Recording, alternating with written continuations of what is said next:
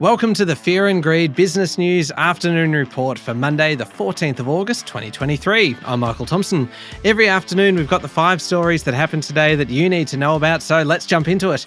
Story number 1, the S&P ASX 200 closed 0.9% down to 7,277 points. Most sectors fell over the day, with the biggest declines in metals and mining and materials. Big miners BHP and Rio Tinto were both down more than 2%. That was largely due to concerns about the Chinese economy. Fortescue dropped about 1.8%. The top performer on the ASX 200 was Lake Resources, up 7.7%, and then carsales.com up 7%. That came after a big reporting day with a 301% increase in statutory net profit to $646 million. JB Hi-Fi had a 2.8% rise after reporting its full-year results.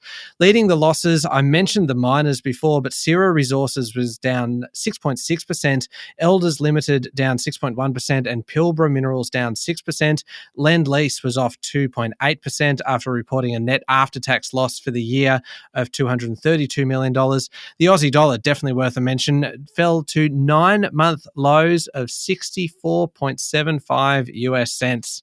On to story number 2 now, and a new Commonwealth Bank report released today shows consumer spending remained flat for the month of July and has weakened over the year. The latest CommBank Household Spending Insights Index uses data from 7 million customers. It found spending increased in the year to July in a range of categories, most noticeably a 13% jump in spending on insurance. This is clearly reflecting a rise in prices, but there were significant declines in categories like household services, transport and household goods. The index is likely to weaken further over 2023 and into 2024 as those higher interest rates really start to take effect. Story number 3 now. Apple is warning the Australian government not to extend regulations on its payment services, or it might just affect iPhone security and privacy. The government is currently considering a proposal to extend the Reserve Bank's remit to cover digital payment platforms. This would include Apple Pay. At the moment, the RBA doesn't have the powers to request data from tech companies or regulate them like credit companies. Major banks are encouraging this shift.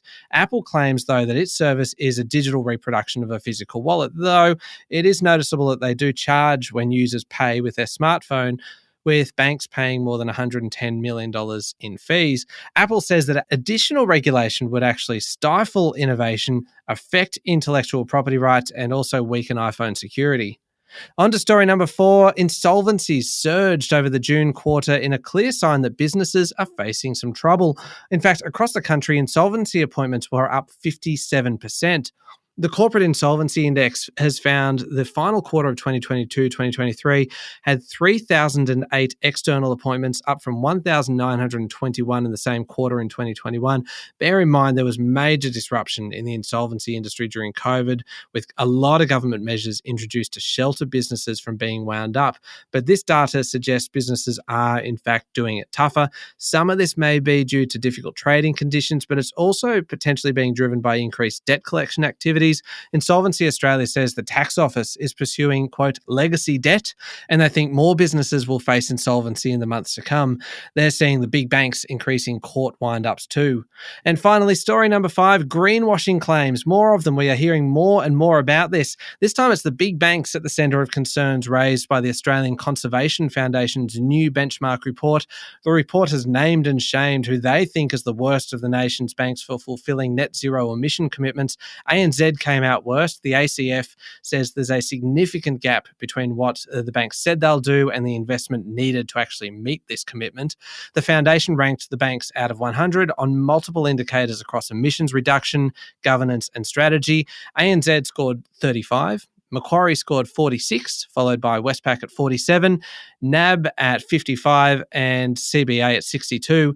ANZ told The Australian that it fully rejects accusations of greenwashing and has favourable scores on several benchmarks over its disclosures and commitments, including from other non-profit organisations.